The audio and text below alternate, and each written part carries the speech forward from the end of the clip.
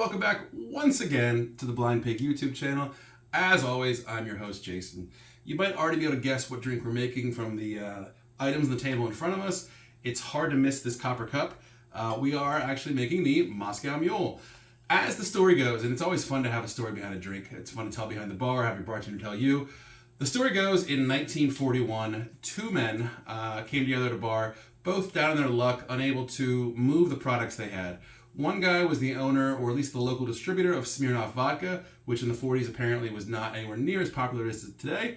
The other, the bar owner, I believe the Cock and Bull Pub, had a overabundance of ginger beer and just didn't know what to do with it.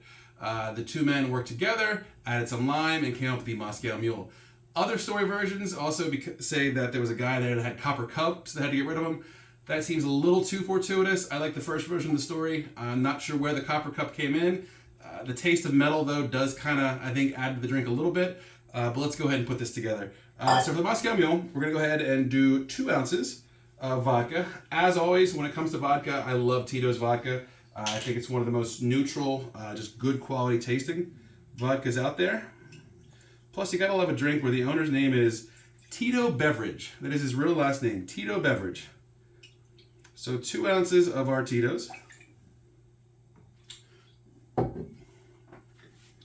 gonna use a ½ ounce of lime juice. I'm probably gonna go a little heavy-handed on the lime. I like lime quite a bit.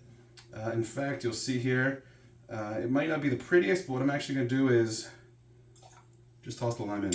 I know it's not the most beautiful garnish, but I think it just kind of keeps that lime flavor going the whole time. We're gonna add some ice.